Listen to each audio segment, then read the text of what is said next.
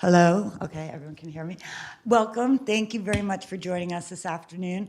We have a wonderful panel put together with some very useful and helpful information. We hope that you've also taken advantage of our treats out back. We want to thank Ashley for helping us organize this great event and the Tolles Parsons Center for welcoming us today. I'm going to start with Megan. We're going to jump right in and we'll go through it. And again, ask any questions as we go through. Again, my name is Megan Collins, and I'm also a realtor with Berkshire Hathaway Home Services. And the reason we decided to do this type of seminar as opposed to, say, a first-time home buyer seminar is because there are many people out there whom, after owning a home for many years, may like the idea of moving somewhere that is a bit easier to maintain, one that's a bit more convenient in terms of getting around, and one that may provide kind of more of a social connection in a community, but that the thought of moving and the process of downsizing really seemed overwhelming. So we are here today to help give you some tips and advice on how to do this with ease. All right, so if you remember anything at all from this seminar about how to sell your home, this is our magic formula to selling your home for the most amount of money and as quickly as possible. So we're letting you in on our little secret here. So 1 is to price it correctly from the start. 2 is to declutter, clean, and stage it. And 3 is to get the word out to as many people as possible that your home is for sale, reaching people in different ways. All right, so if you are thinking of selling your home, the first thing that you should do is call or meet with a realtor that you feel that you can trust. And typically what we do at the first meeting is really to just have a conversation with you as to what your goals are and what is most important to you. And really, this is one of the most crucial things that we can do as realtors, which is to listen to our clients. And, we'll ask you questions such as, where are you thinking of moving? What's your timeline? When would you like to move? And what's motivating you to move? And based on your responses, we will help advise you the next steps to take. And really, every seller and every situation can be different. So different people can have different goals. The next is to have a marketing analysis or a comparative market analysis done on your home, which Julie Hand will talk about in a few minutes. And lastly is to prepare your home to sell, which I will touch upon later as well. All right, so as I mentioned, every seller and every situation is different. Different people can have different goals. So let me ask you this. If you were selling your home, by a show of hands, raise your hand and show me how many of you would want to get the most amount of money possible for your home. All right, good. That's the response I was expecting.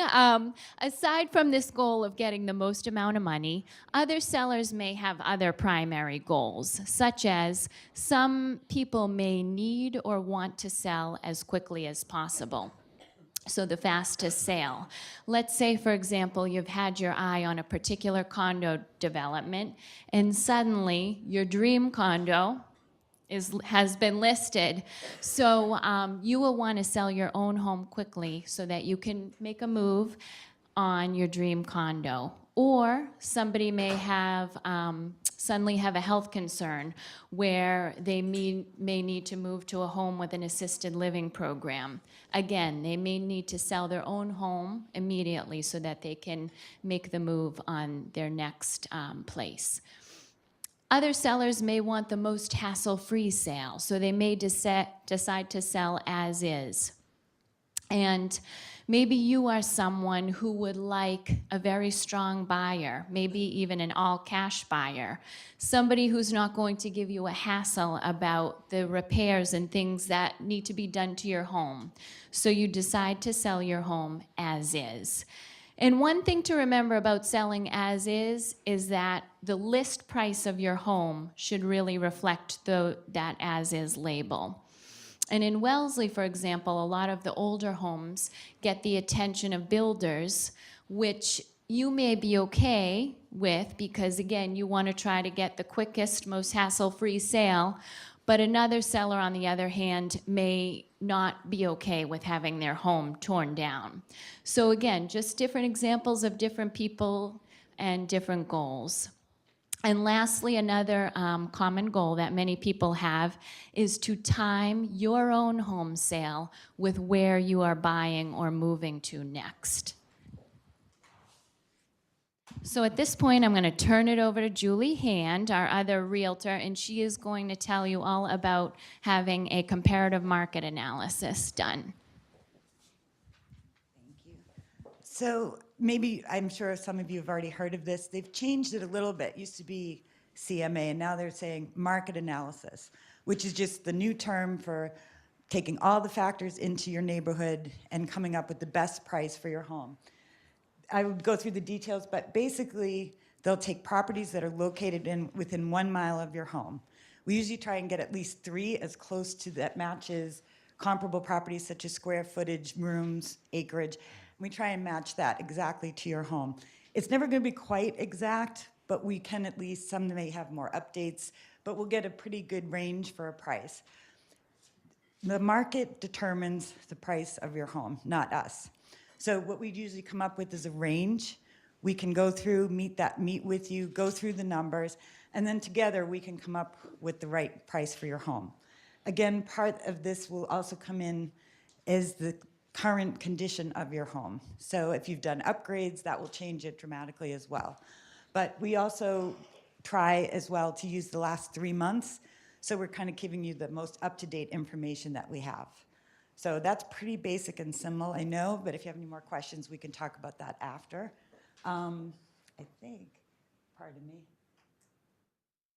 Megan, are you going to come back? I think this is yours. Keep going? Oh, okay. Sorry. So I'm jumping around here.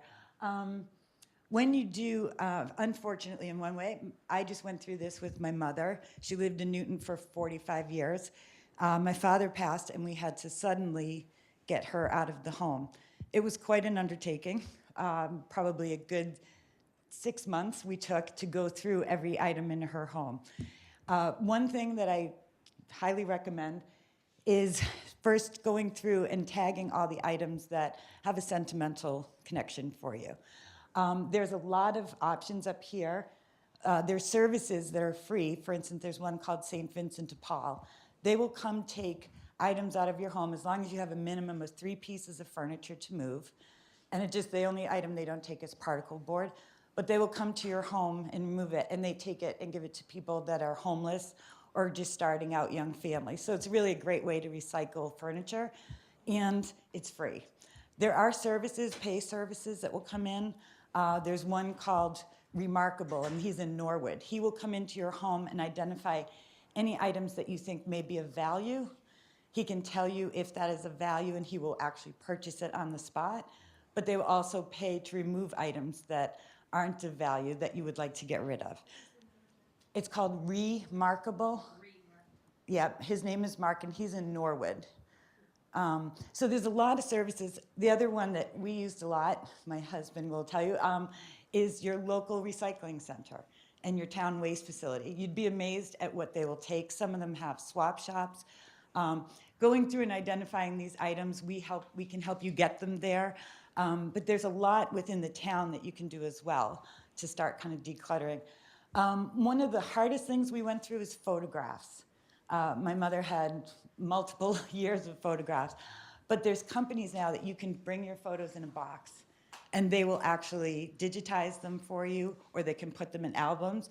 There's one locally in Newton called Evergreen, but there's also a lot of online services. We can also guide you through that. But it's a little bit time consuming, but if you have family members or friends or any one of us, we're here to help you. It can be time consuming, I know, but getting started and just identifying what sentimental products or furniture or pieces you want to keep with you. So that's just kind of a quick overview, but there's a lot of information we've put on here, and we can get you any of these vendors. And they're all reputable and work in the area. So We'll keep going with St. Vincent de Paul. I can give you the sheet. It's St. Vincent de Paul. They are out of Stoughton. Yes, de Paul. And it's a wonderful charity, and you can feel good about giving back to a family that's just getting started. Let's see. Sorry, excuse me. I think this is you, Megan, right? Yeah. So we'll hand it back over to Megan. All right, so at this point, we'll chat a little bit about staging. And a lot of people wonder, is staging my home to sell really that important? Is it that necessary that I do this? So at this point, I will refer back to our magic formula for selling your home. And staging is actually the second ingredient in that formula. So statistics have actually shown that staged homes tend to sell for 10 to 15% more than homes that have not been staged. They tend to sell faster and for closer to the price that you want. And your realtor will be able to give you specific staging suggestions once you meet with them and kind of give them a tour of your home. But here's kind of a list to get you started, things that you can do to the interior and exterior of your home. And for the sake of time, I won't go through each and every one, but I just wanted you to have this list so that you could take the info home. And I will point out a couple of important ones. So one is to clean your home or hire a professional cleaner to come in and do that for you. You really want your home to shine. You want it to be nice and spick and span. Another important one is to remove all the clutter and knickknacks, anything that you have on kitchen countertops, bathroom countertops, your tables, if you have a mantle over your fireplace. You just kind of want to clear everything off. And when it comes to staging, less is more. So if you're not sure whether to kind of keep something out, put it away, because it does help give the illusion of kind of a tidier space and a larger space as well. You also want to pack away any family photographs. And the reason for this is when a buyer walks into your home, you want them to be able to envision themselves living in your home. And if you have your own family photographs around, it can be distracting to them. And, you know, they may feel that they are actually in somebody else's home. So just kind of think of it like packing away the knickknacks, packing away the family photos that you're going to be moving anyway. So it's kind of, you're getting a little head start on your packing. Something else to mention is you can store away any large or bulky furniture.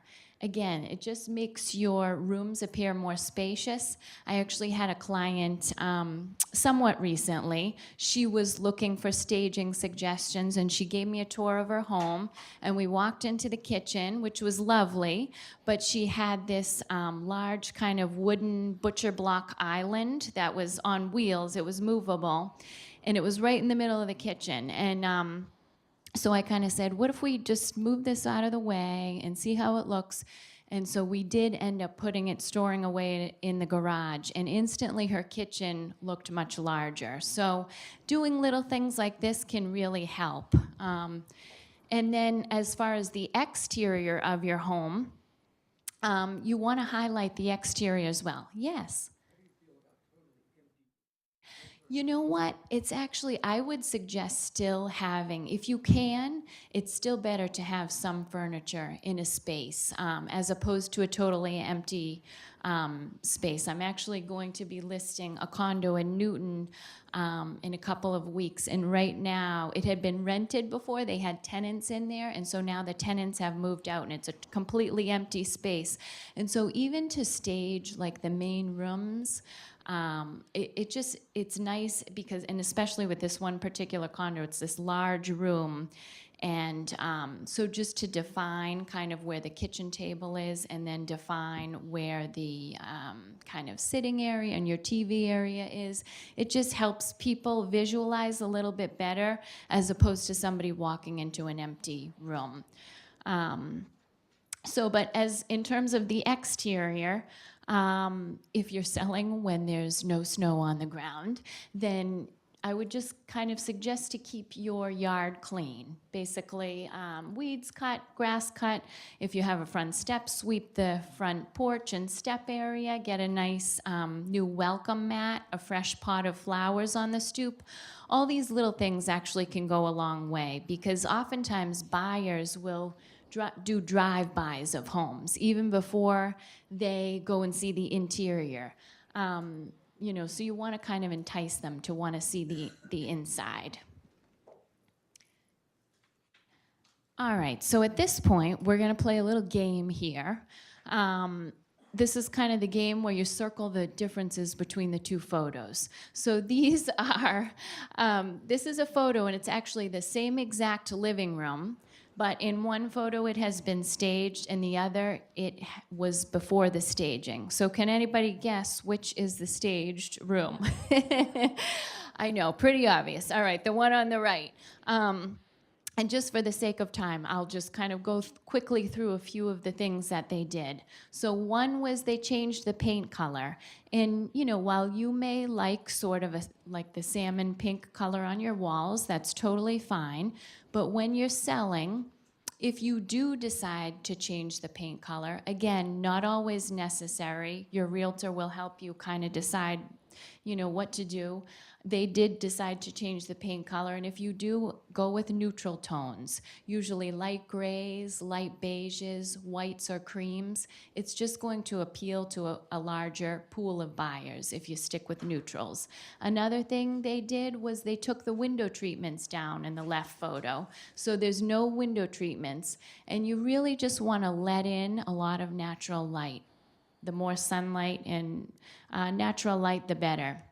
They also took away some of the pieces of furniture off to the left of the room, and they took the piano out. They did bring in some new furniture, which is not always necessary. You can get away with doing a lot of staging without having to spend a lot. I love staging, so you can ask me any questions at the end if you'd like. Yes, go ahead.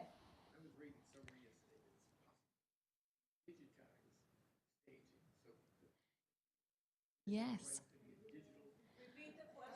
So he said that he had read that you can digitize a staging image. So basically, you can. However, you cannot. You don't want to misrepresent your home. So if your home looks like this on the left, you wouldn't want to. You can't really put the photo on the right.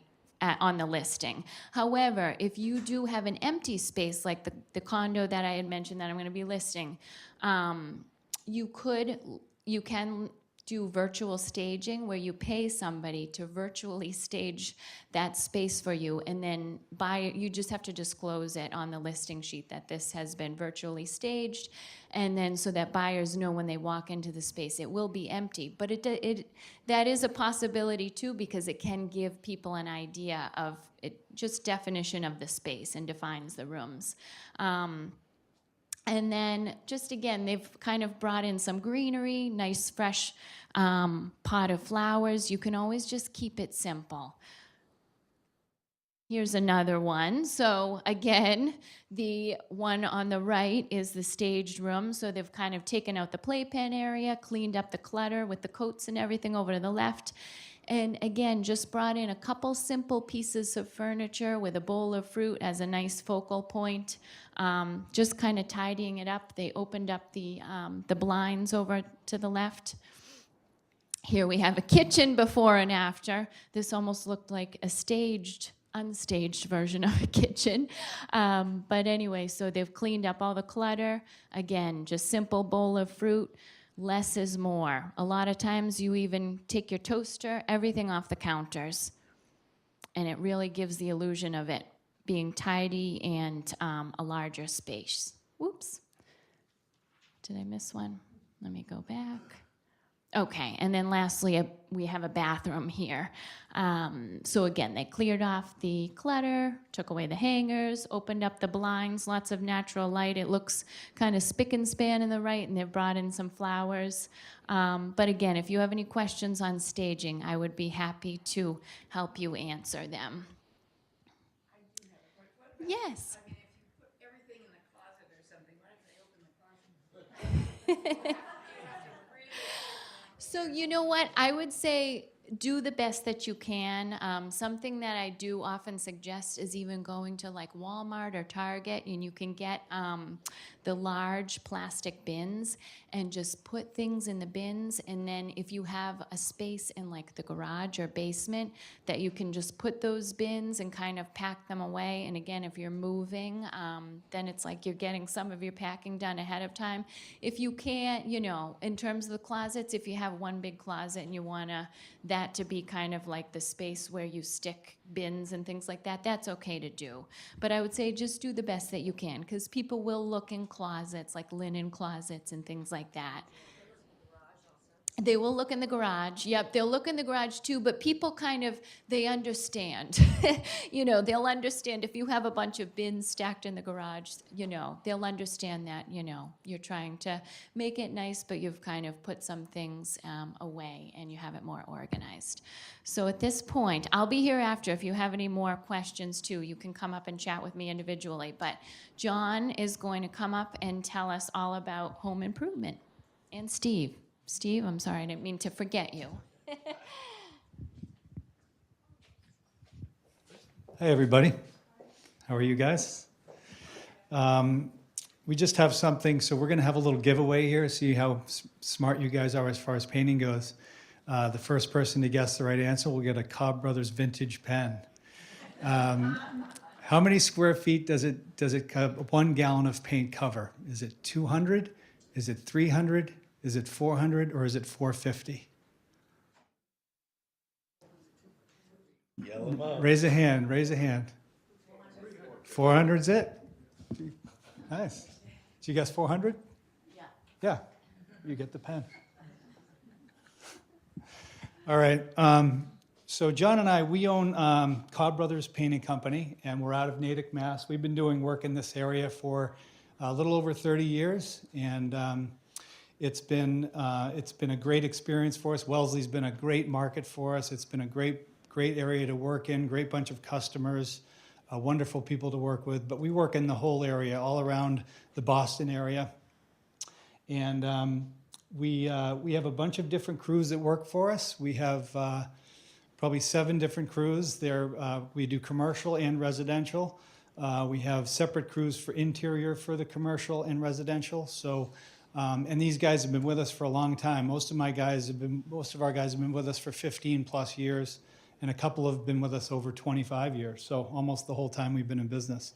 And we like to maintain the guys in our crews because they know us, we know them, we trust them. John and I, we're the ones who manage all the work. We estimate all the work. We do free estimates for anybody who wants an estimate. But we manage all the jobs, so we're in the jobs every day, checking the guys, making sure the work goes well. We even dabble in painting once in a while if we have to do some touch-ups here and there after the crews are done, but it's very rare because the crews do such a great job. And I think the one thing John and I are most proud about is just the customer satisfaction we have, the loyalty we have with our customers. We now have many, many friends over the years that we've developed, and these friends have become very close people to us, which is really a fun part of the business. So we try to make the experience of your project the best it can be, the easiest it can be for you.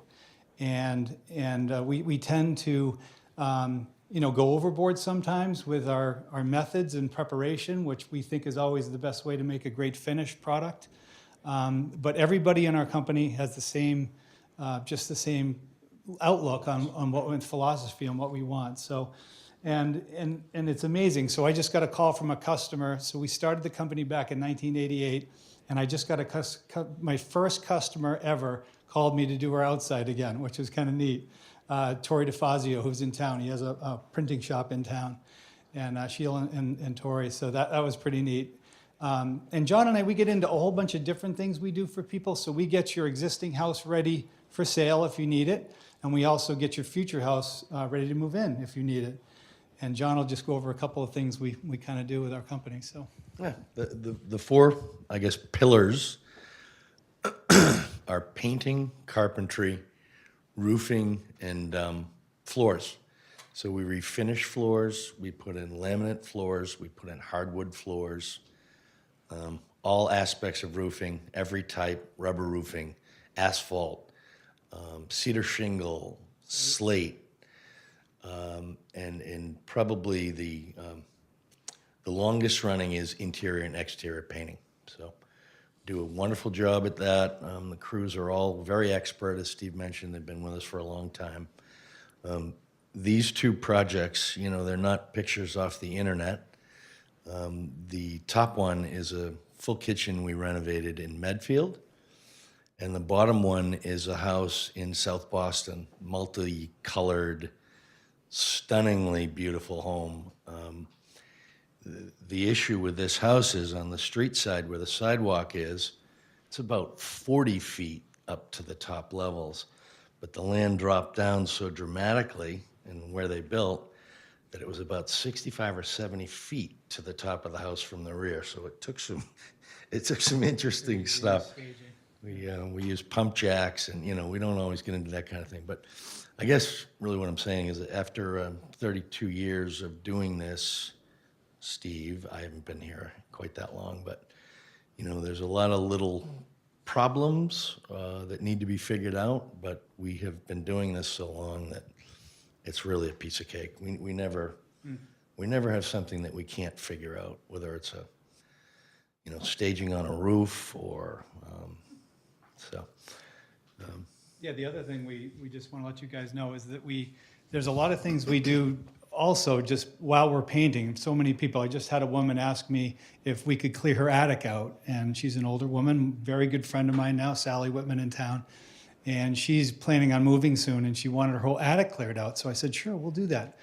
We'll do a lot of the little odd jobs that you need done. We'll wash a walkway, or there's so many little things that you might need done at your home. We can get a dumpster for you. If you're doing your kitchen and you want to do granite countertops, we have the people to do that. We can do that. So we do small renovations with bathrooms a lot of times, and kitchens like you see here, and so we're pretty versatile, and we try to help in any way we can. So anything, even if you need your shopping bags brought in, if you just come home from shopping, we'll help you do that. So we try to be we try to offer as much as we can to somebody while we're there. And even if we're not there, we're happy to come over and help you with anything you need. So we'd love you to think of us when you have something that's difficult for you to do. It doesn't have to be painting, roofing, flooring, carpentry. And a lot of our customers call us with interesting requests, and I don't think we've ever said no. So, that's really it. That's it, yeah. Thank you for giving us the time to introduce ourselves, and if we can help you in any way, we'd love to do that. So, Megan and Julie, thank you so yeah, much. thank you guys, appreciate it.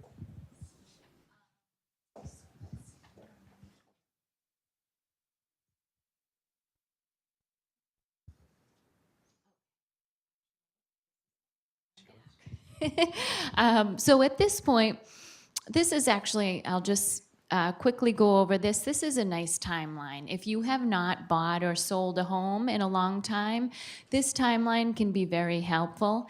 And basically, it just shows you from day one, when a buyer first submits an offer on your home and you accept that offer, to the next step, which is when the buyer normally hires a home inspector, and the home inspection is usually done on your home within a week to 10 days of the offer being accepted, to then signing the purchase and sale all the way to the closing. So it's just kind of a nice timeline to show you kind of the order of events. And so at this point, I want you to imagine that you are selling your home and you have just accepted an offer on your home. So at this point, our home inspector, Art, is going to come on up here and tell us all about the home inspection. Thanks, Megan. Good afternoon, everyone. My name is Arthur Staffia. Pillar to Post Home Inspections. I'm based out of Arlington, Mass., but I basically travel up and down the East Coast. No, the Eastern Mass, actually. And as far as the company is concerned, I'm a franchisee. So It's just me in the territory. I've been a home inspector for 5 years now. But if you were to sign up for a home inspection through Pillar to Post in your area, most likely you would get me. I did want to talk, though, today about two things. One, let's say that you've decided you're going to sell, and you want to put your house on the market. And the most important thing is to maybe get some repairs done or have your home looked at to prepare it, as we've already kind of talked about. So I do what's called pre-listing home inspections. And it can be done in two fashions.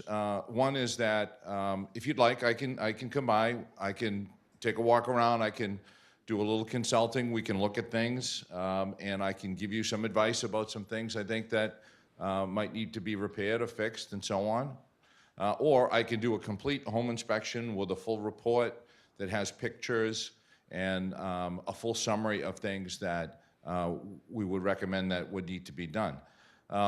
Most importantly, it does prepare you for what's going to happen when someone does make an offer, it gets accepted, and they bring in a home inspector. So I walk through it and say, this is probably something a home inspector is going to pick up. Now, there might be simple things, just like safety items, like missing a handrail, or maybe one of the stairs is loose, or you may have a deck that one section of the deck might just need to be resupported and so on, things like that. Also, a pre-listing inspection allows you to, as the gentlemen were up here before, get estimates and have estimates specific to what the problem is, so that when it is time for the offer to be accepted and the inspector comes in and he finds the same item that was talked about, you can present that estimate with a very specific cost based off of a highly reputable company that are local, that have been in business for 30 years, that say that, you know what, to put a handrail in and install that handrail, it's really going to cost about $300, as opposed to the people that are looking to buy your home that might inflate that cost.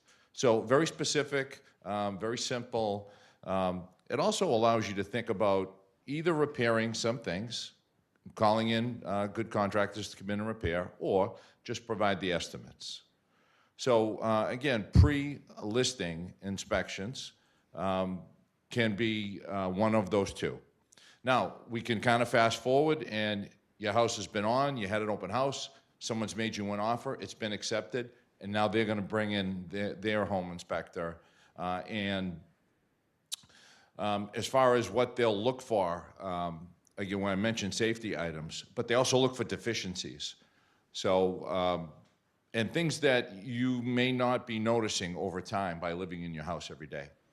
A fireplace, let's say. Say if you have a fireplace, maybe you use it not that often, but you do use it. However, when was the last time it was cleaned? So those are the things that a home inspector looks for, and those might be little items that you can take care of prior to having a buyer's home inspector come in. So, yes. Okay. Sure. Anything built prior to 1978, there's a good chance that could possibly be lead paint, both exterior and interior. So I know as an inspector, we usually kind of talk about that up front. And then I say that, most importantly, if you're going to do any work on the outside, and it's an area where it looks like it's got layer after layer of paint, you probably want to have it tested prior to doing any work, or you would call in a professional lead abatement and or a licensed contractor that is familiar with disposing of, containing, and handling any kind of paint chips or anything like that. So there are certain areas where we can kind of pick it up. If you go into an attic space and there are older two-panel fur doors with older casing and baseboard, a lot of layers, layer after layer of paint, it's probably a good chance it's lead paint. So So does it include 1978? does it include 1978? Yes, I would say it does. And they actually started a lot earlier than that to eliminate lead in paint, even back to late 60s, but they feel confident by the end of 1978 it wasn't on anybody's retail, wasn't sold on retail shelves. So Yes. No, not necessarily. Now, if you get in, you might get into a rental situation, let's say on a two-family, and people that are coming in may want to live on the first floor and then rent the second floor. A little different there as far as regulations for deletting and so on. Children under the age of 6, I think it is. So, but you're not necessarily required to. All right. Yes. The most inefficient or efficient? Oh, problems. Okay. Yeah. So first question we always ask is, do we know when the house was built? Is it 1900? A lot of records say 1900, but that's when they actually started recording. So could even be prior to that, right? Many homes I've been in that were built 1860, 1870. Right away, that tells us a few things that we're going to look for. In a house that old, most importantly, is structural. So we look at the main support beam, how it's supported, and all that. And so that's kind of number one, a house that old. Then you kind of get into 1920, 1930. Now we're looking at foundations. So is it a fieldstone foundation, or have they been one of the first ones to go to either block or concrete? So that's what I would look for specifically on houses that old. 1950s, a little different now. We kind of get into siding and roofing, the materials there. So it's kind of these years when products changed specifically. So if we kind of move forward to now, you're going to sell, you decided you're going to sell, yes. You also do Title V inspections, Radon inspections, water quality, yes, absolutely. I do them both. Radon, I carry a radon monitor, and we set it for 48 hours. It's able to read every hour on the hour, so it kind of gives you an idea of how it's fluctuating. And then as far as water quality testing, we do water quality testing as well. And the first part of that, Title V. So Title V I don't do. I kind of leave that to the professional. However, I always mention it up front, especially if I know it's septic. I always say, so has this house had a Title V? And does it have a well? If it has a well, then you really should have that water tested if it hasn't been tested within the last couple of years. Town water, you can go right on the town site, and they'll give you the results of the last time they tested for town water. So again, and just as far as time is concerned, and I'll be around a little bit afterwards. Any question's a good question. So. What's your telephone? And how much do we My telephone? Yeah, all my contact info is right in your packet right here. Right here. So my card's there, my cell phone's there. And pricing can fluctuate based on the age of the home, number one, square footage of the home. Those are really kind of the two things. An average home inspection is somewhere around $500, $495, $500. Radon testing is an add-on. It's usually $75 or $100 for a radon test. It's not required, no. Definitely not required. We also do what we call wood-destroying insect or termite or carpenter ants, carpenter bees. Anyone has ever had carpenter bees? What comes after a carpenter bee? Does anybody know? A woodpecker. Because woodpeckers love carpenter bees, and if you look at rake boards or soffits that have big holes in it, that's usually a woodpecker trying to dig out that carpenter bee. So just a little tidbit there. But yes. How often do you find faulty workmanship? Ooh. Okay. Yeah, I see it more on if a homeowner's been in the home for a lot of years and a lot of the work was done by the homeowner or Uncle Tom or Uncle Jack or friends or whatever. That's usually I would say that a lot of times if work is done professionally, permits are being pulled and so on. Very rarely do I find shoddy workmanship and craftsmanship, especially if permits have been pulled, because they know that someone's going to be coming in behind them and they're going to inspect their work. So that's why I always say hire a professional, no doubt about it, one that is licensed and will pull permits and things like that. So let's say now you found a property and you're going to be moving in. So you've made an offer, your offer's been accepted. now you'd like to have an inspection. Okay, we call that post-offer. So within 7 days or so, hopefully you give me a call. I'd be happy to come out. And then, we go head to toe, attic all the way down to electric panel. So this way, hopefully we don't miss anything. We try to do our best. But as far as the inspection is concerned, I always want it to be an education. I want it to be a dialogue. I want us to be able to walk through and say, okay, here's what you have for siding, this is what you have for roofing, here's what I think might be a general maintenance item for you, not too far down the road, so that you're not just going in and thinking that everything's fine. Gentlemen, I'm sorry. Well, this is from the buyers. You're the buyer now, right? So you've sold, or you're selling, and you're going to buy. The gentlemen that were up here before, they mentioned getting a call back from someone from 1988 about repainting. Wow. I mean, we can do that math real quick, right? How long did that paint job last? That's fantastic. We usually say trim goes first, and trim is about 7 or 8 years, and then the body of the house, depending upon who does it and how it's prepared, right? Could be 9, 10, maybe even 11 years possibly, but that's fantastic if it lasts that long. But I like to try to mention those things up front so that, after you've been in the house for a while, you might say, you know what, Arthur and I, we talked about that. He mentioned that trim might be going, and what do you know? It's time to get it done. So the confidence of having an inspection on a property now that you're going to purchase. Hopefully, again, if I come out, I want it to be the education and the complete introduction of the property, so that when we're done, you said, wow, okay, that was great. I learned a lot today. I learned a lot. I feel like I know this house. Because a lot of times, with the market the way it is, you may have just gone through the open house, or maybe just one other time. Okay? So now this is a time for us to kind of look at the house, and hopefully I can help educate you for that. So. I do have another question. Sure. If you do a or on the seller side. Yeah, on the listing, yeah. A listing. Yeah. And then you sell it, and then they get a person to come in and. Yep. And how often do you come up just absolutely clean? I mean, nothing. Very rarely.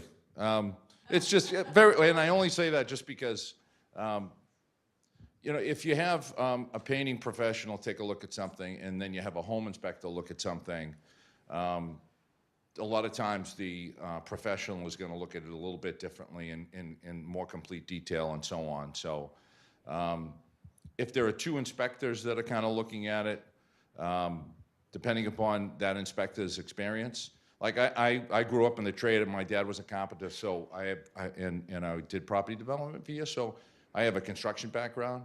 But there are inspectors that were heating and air conditioning guys, so they have a little bit better background, or different background in that. So it's very difficult to have it spot on 100%.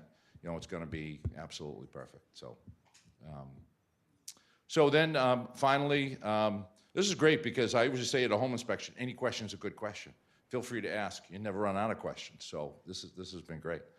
So then finally there will be a report, and the report ends up being a PDF document that's about 30 pages, got a lot of pictures, got a lot of information, and I try to support if there is a deficiency. Let's say that there's an issue with the heating system. I'll always put that in the report in the color of red. We don't want to shock anybody. However, I do want it to stand out to you so that you know that between you and your agent and maybe a contractor, you're going to want to get that taken care of prior to moving in. So all Patriots fans here? Everyone a Patriots fan? Tom Brady fans? Anyone? Okay. All right, so we know that Tom Brady was drafted in the year 2000, right? Everybody kind of knows that. But we also know that he was drafted in the 6th round, believe it or not. 6th round. Greatest quarterback of all time, arguably. But how many players were drafted before Tom Brady in the 6th round? Does anybody know how many players were drafted before? Or what number was Tom Brady when he was drafted? Does anybody know that? Nobody knows that? Okay, no. It was 199, by the way. So there's the greatest quarterback of all time that was drafted 199th in the draft. Anyway, just a little tidbit and a little something for you. So, well, thank you very much. I appreciate it, and a lot of questions, which is great. So, who's up next? I'm not sure. But, At this point, we have, thank you, Art. You're welcome. Excellent. All right, so Matt, we invite you up. Thank you. My name is Matthew Killeen. I'm an attorney here in Wellesley, and I focus on representing buyers and sellers and lenders in all aspects of real estate conveyancing. And I know you've had a lot of good information thrown at you, and so I'm just going to get into a few things that you should be aware of on the legal side of things, but I know there's nothing probably more exciting than listen to an attorney talk about legal matters, so I will try not to bore you to death. So you have had your offer accepted. You've done your home inspection, everything has gone well. The next big step for you is the negotiation and the execution of the purchase and sale agreement. And if you have not engaged an attorney prior to this time, this is when you want to get your attorney involved in the transaction. Because the purchase and sale agreement is the more formal contract between yourself and the seller, and that's the document that's really going to govern the remainder of the transaction. And at the time that you sign a purchase and sale agreement, you're going to be required to pay a larger deposit money, and that gets put in escrow, and it's usually 5% of the purchase price. And the purchase and sale agreement will have all of the provisions for how that money is to be held, if there is a dispute, what happens with that money, how, when, and if it could ever be released to either one of the parties. And since that's your money, you want to be sure that that money is protected throughout the course of the transaction, and it's your attorney's job to make sure of that. And all of those provisions will be negotiated as part of the purchase and sale agreement. In addition, the purchase and sale contains the provisions for the condition that the property is going to need to be in at the time that you close. Now, that may seem somewhat simple, but I'm sure that Julie and Megan and myself could probably spend hours telling you of all of the odd things that we've seen sellers do when they're moving out of the home. So if you think about it logically, you went to an open house, the house was staged, it was spotless, the grounds were professionally landscaped, it was beautiful. You go back 7 days later after your offer is accepted, you do your home inspection, everything still looks beautiful. Well, you may not close for 30, 45, or even 60 days later. And during that period of time, the seller is still living in that home. And I think just by human nature, they're not going to have the same level of care and upkeep in the home that they did prior to putting it on the market. And so what happens when you go through your final walkthrough the day of the closing, the beautifully landscaped yard, the seller decided to save some money, so they turned the sprinklers off. It's now a dead lawn and weeds up to here. The chandelier in the dining room that you loved, that you thought was included, is now just a couple of wires hanging out of the ceiling. Movers damaged the property on the way out. So all of those type of things do happen, unfortunately, relatively frequently. So it's your attorney's job to anticipate these things, have provisions in your purchase and sale agreement that can address issues like this happening at the closing. Okay? The other thing that the purchase and sale will address is title issues. Now, Massachusetts has a very imperfect system for real estate titles. It has to do with recording documents at the Registry of Deeds. And sometimes the people that work there misindex things. Sometimes there's ever-evolving laws, and one attorney may look at the title and say, nope, this is clean. Another attorney looks at it and says, nope, this is a defect in title. So how do you address those type of disagreements? Again, that should all be part of your purchase and sale agreement. Okay? So once your attorney and the seller's attorney have sort of worked out a purchase and sale agreement that's good for all parties, you sign that, you put down your 5% deposit, okay? And then after that point in time, you're not done yet. You don't just sit back. For one thing, if you are getting financing, okay, and Julie will talk about this, you need to start working with your lender pretty closely. In addition, there are a couple of things you need to really start to get prepared. One is when you close, you're going to need insurance on that property. So you need to start working with your insurance agent to make sure that the property has insurance. The other thing, and we run into this from time to time, is the funds that you're going to need for the closing, which is the balance of the purchase price, plus the closing costs and some adjustments that you'll make with the seller. You want to make sure that those funds are readily available. Okay? So if the money is tied up in some sort of an investment account that's going to take you some time to liquidate, you need to start working on that. If you have a bank that does not have a branch in Massachusetts, it may be difficult because at the closing, you're going to need to get a bank check, or you're going to have your proceeds wired to the closing attorney. So you need to make sure that you have access to those funds. Okay, and one thing I do want to mention, as I quickly mentioned wires, there's a couple things, if you don't take anything else away from what I'm saying, one of the things I want you to remember is, in our industry, there is a lot of money that changes hands. On any given transaction, there's 4 or 5 different wires that are coming and going from one account. They come from the bank, they come from the buyer, we send out to the seller.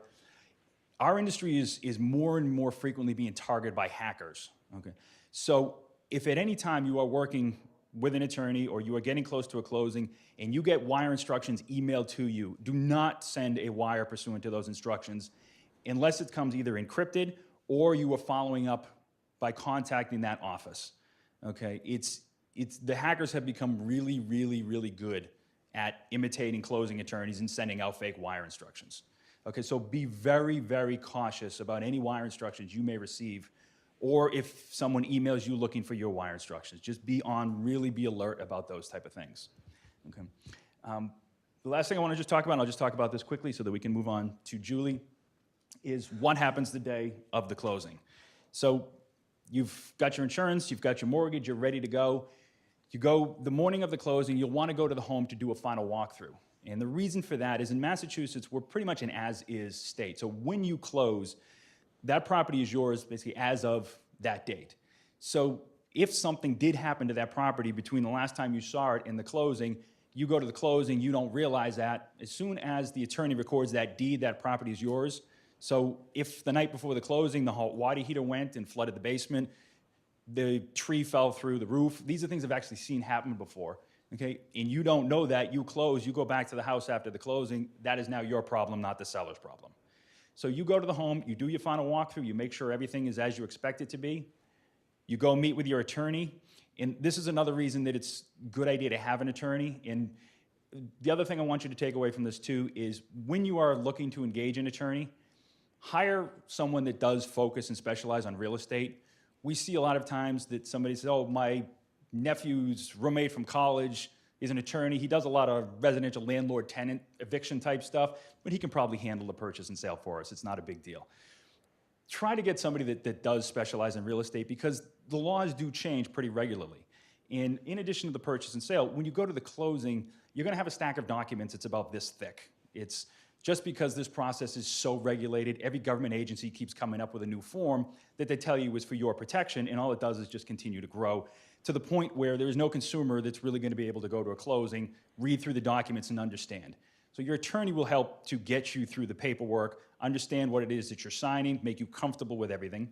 And then once you're done signing, the attorney that's the closing attorney will take the deed, they'll record that at the registry of deeds. As soon as they file that, you are now the owner of that property. Congratulations.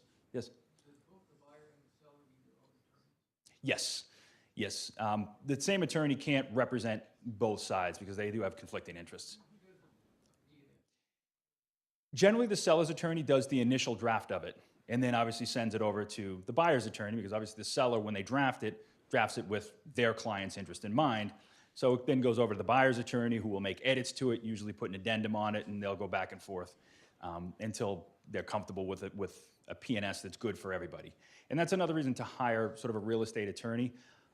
A lot of us real estate attorneys, we know all of the other attorneys in the area. We work very well together, and we know what protections we need for our client, what protections the seller needs for their client. So we're not going to get bogged down sometimes in things that we don't maybe understand the practical implications that or another attorney may not be aware of if they don't handle real estate work.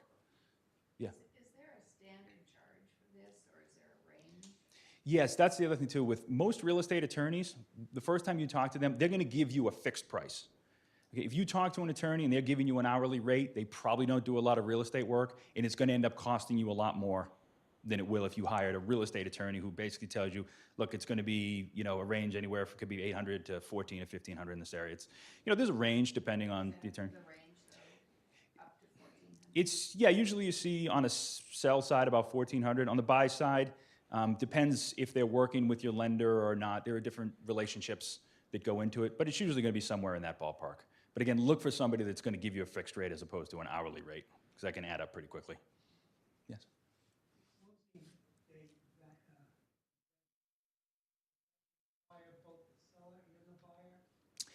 Most of the times now, the seller, there are a couple of original documents the seller needs to sign. One is the deed, and usually they're going to give their attorney power of attorney to sign at the closing on their behalf.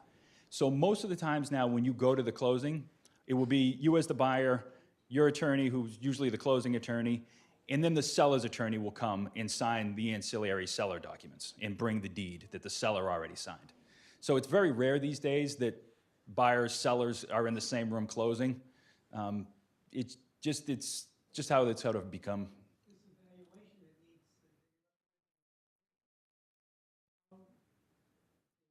How does it stand if you, as the buyer, say, I don't believe this was this way? Mhm. Seller turns around and says, no, Yes, that's where a lot of times it's, if you've had a home inspection report, that's usually a very good document. You can pull out your inspection report and you say, you know what? No, at the time of the inspection, and usually when you do a purchase and sale as a buyer, you're tying everything to the home inspection. So the seller has to convey it to you at the time of the home inspection. So, someone like Art, they're taking a lot of pictures of the home, so you've got backup pictures, okay? So if there's a water stain, usually Art at some point may have taken a picture of that room, there was no water stain there. Or, he tested the heating system, it worked great while he was there, you go there for your walkthrough, it's not working. Well, it's not at the condition that it was when the home inspection was done. In the agents too, they're usually pretty familiar with the property. They can usually weigh in too and say, absolutely not, no, that window was not broken when we were here previously. Okay, so it can get contentious, but as long as you have, your inspection report, your agent on your side, you can usually get it worked out.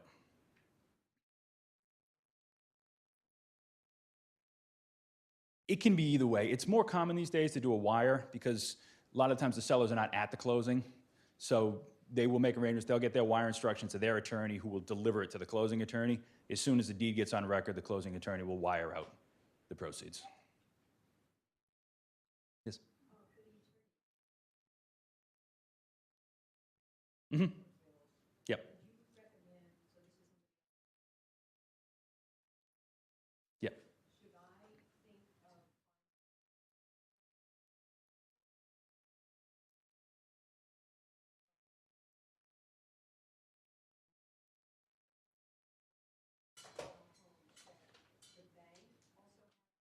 Mm-hmm. Yes. Yeah, I do recommend that for your transaction, you do get someone that specializes in real estate.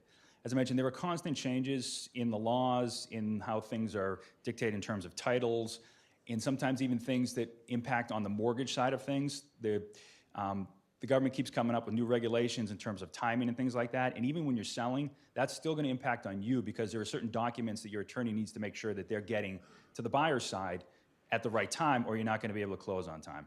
So I do recommend getting somebody that does handle a lot of real estate work. On the buy side, there are two roles that the attorneys plays. There's the buyer representation, and then there is the closing attorney that works with the lender. In Massachusetts, the same attorney can serve in both roles because the lender's interest and the buyer's interest coincide with one another. So if you do have a lender that will let your attorney serve as the closing attorney and you have an attorney that does do a lot of real estate conveyance work, it can save you some money because it's one less attorney that's involved in the transaction on your side. So it does save money, and it tends to make things run a little smoother because everything's running through that one office as opposed to two different offices. Mm-hmm. Yep. Yes, yeah, that's the bank attorney, also known as sometimes the closing attorney. That attorney and your attorney can be one and the same person. It can be, yes. Yep. Yes.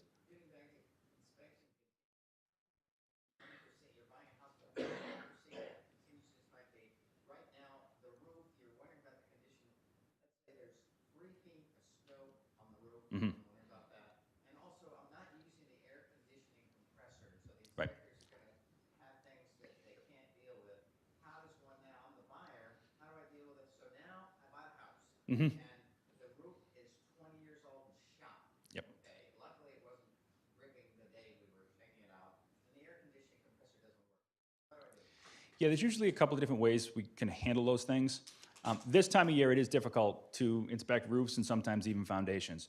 So what we try to do on the buy side a lot of times is take that inspection contingency, carry it forward into the purchase and sale. so that time prior to closing, when it melts, you can go back and do a re-inspection. There are certain things like air conditioning systems, or if the home has a pool, you can't really inspect those things this time of year. So again, if you put an offer in now and you're not going to close until May, sometimes you'll bring forward that contingency for the air conditioning system because you may get a warm enough day that you can fire it up. If not, then what we look to do is try to go back to the company that services the HVAC or the company that closed and services the pool and get a statement from them that when it was closed at the end or at the end of the last cooling season, that everything was functioning properly. Okay, it is difficult, but that's usually the best protection that you can try to get is, you know, if you can push it off or get a letter stating that it was functioning properly. Okay, and yep, yeah, an inspector like R2 can usually, you know, even if the air conditioner system's not on, he can give you an idea of, you know, how old it is and what its, you know, life expectancy is, okay, and how much more you should be able to expect out of it. Hold back money, make sure that the furnace works. Once in a while, sellers really don't like that because when you hold back money sometimes, you know, if an attorney's holding back money, they generally can't release it until both sides say okay. So even if you write up an agreement that it's for the furnace, and then a buyer moves into a home and really finds out something else has gone wrong, they try to jam up the seller and say, you know, I'll release your money, but first I want $500 coming my way. Okay, so I'll be around for questions afterwards, but I do want to get Julie up here so that she can talk to you about mortgages and where to get the money. Thank you. I'm Julie Traub. I'm with Wells Fargo Home Mortgage. We're actually local branch. We're based in Burlington. And I have to tell you, my mortgage license number is 874-578. Just get to the right slide. Hold on. Here. Oh, that arrow. Okay. All right. So we're going to talk about smart financing for downsizing, which is the topic of this seminar.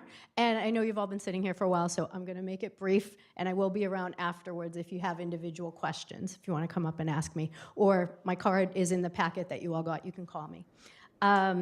So I just wanted to know, how many of you are planning to buy and sell at the same time? Anybody? So, okay, all right. And has anyone gone through this process before where they bought and sold at the same time? Nobody? No? If we can count John. Okay, so is it mostly, so are most of you considering you're selling and then, so you're just you're considering just to sell? Is that the, you don't know? Maybe. But then where are you gonna move after you sell? Don't know. Okay. All right. So let's say that one of your options is to you do want to move. You're downsizing. You're going to sell your larger home that you've lived in for many years, and then maybe you're going to look into a condo development or something like that. So the kind of questions that come up when you're doing that kind of transaction is, how do I do them both at the same time? And Wells Fargo offers a few solutions for that. One of them is called a jumbo rate reducer option, and that is basically it's a way for you to keep the house that you're selling and then qualify to buy your smaller, let's say, condo or other residence at the same time. So you could think of it as a bridge loan, but it's a little bit more simple than that. So you could call me, I would take your full application, and then we'd probably be able to qualify you with a smaller down payment of 10 to 15%. And this would allow you to buy your new home before you've sold your old house. So this is a great option for people who are kind of stuck in this selling and buying limbo. And as you know, usually with a mortgage, if you put less than 20%, you would pay mortgage insurance. But with this particular program, which is the jumbo rate reducer, there's no mortgage insurance. And then what would happen is, so you close on the purchase of your new, brand new, shiny, new construction condo, or some such thing, and you sell your old house. You can now then take the proceeds from your old house, you can pay down the mortgage on your new residence to less than 80% of the loan to value.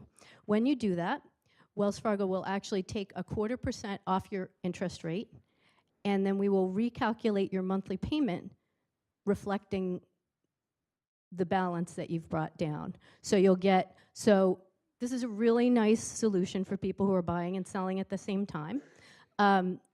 You can buy your house first, you can buy your new residence first, you can take your time moving out of your old house, and then when you do finally sell, we reduce your interest rate and we recalculate and you have a lower monthly payment. So that is one way to do it.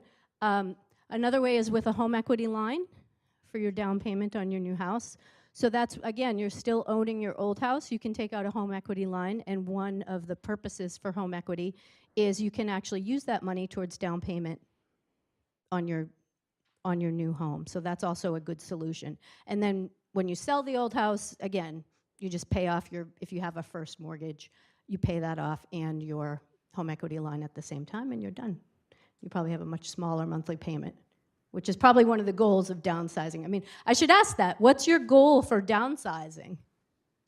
As far as, I mean, we know, Megan touched on, you know, your goals as far as your, you know, your living situation. Does anyone have particular goals financially?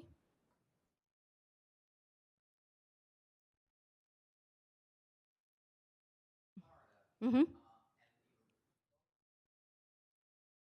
Mm-hmm. Mm-hmm. So you can use retirement income to qualify. So if you're receiving Social Security or disability, pension, you have a regular drawdown from 401k. Wells Fargo is actually one of the few companies that we will do asset dissipation. So we'll take into consideration whatever your portfolio is, and then we calculate, you know, you're drawing down a certain percentage of that every year, and that's considered part of your income.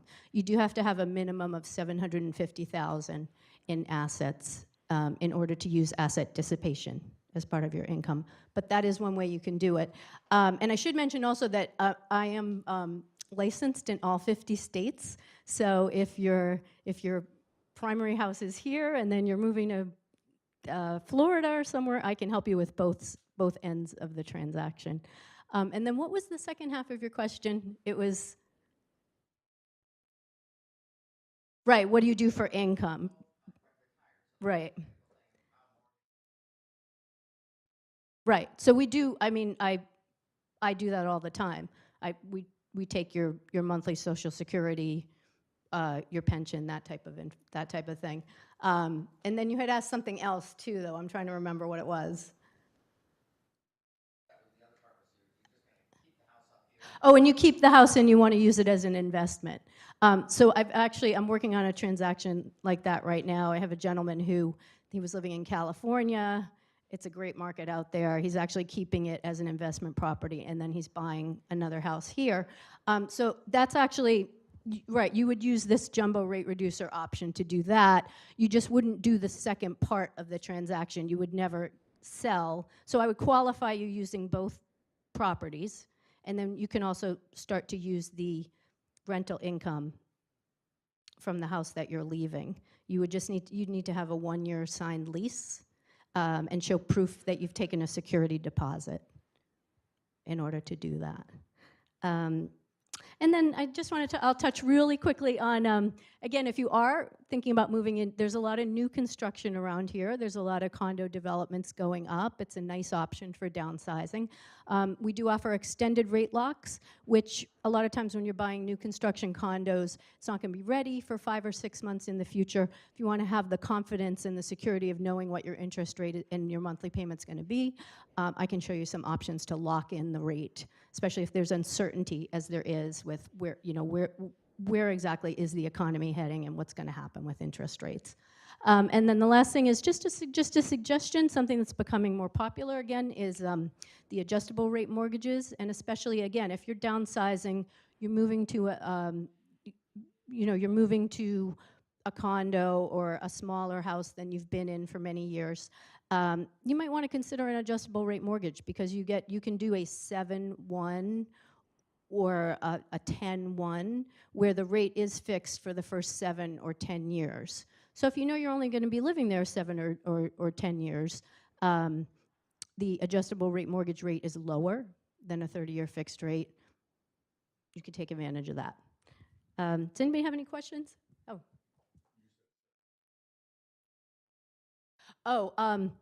So for the first 7 years, it's a fixed rate, and then it adjusts yearly, every year after that. Every year, right.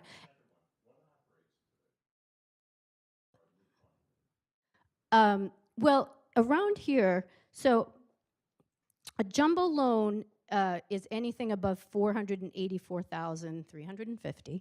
So let's call it 485. And typically with the, I don't know, Megan can confirm, with the inventory around here, you're typically might be looking at a jumbo mortgage. So if we're just looking at your typical 30-year fixed rate jumbo with a 20% down payment, you're going to be somewhere in the, right around 4, somewhere like that. And that would be an APR of 4.125. With that, right, I'm quoting that to you with 0 points. But I'm happy to, if anybody, my phone number is in there. If anybody does want to call me or email, I can go through like a 5-minute quote on the phone with you, and then I'll email to you the written results, and it'll give you your, a more customized interest rate, APR, and monthly payment. So thank you everyone for coming. I really appreciate your time, and I'm going to turn it back over to Megan. Yeah, or Julie. Julie's coming back up. So we have to be out and finish by 3 o'clock. So I'm going to just do this really quick so you'll have time to mingle and talk to everyone and ask specific questions. But the last part that we were just talking about is, where are you going to move to? So I'm just going to say a couple quick things just because, again, I just had this personal experience with my family.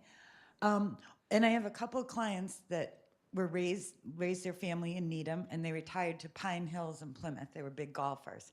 And they loved it until, unfortunately, one of them's health deteriorated. And they were not happy with it's the old Jordan Hospital in Plymouth. And they were commuting up here 3 days a week to get back to Boston.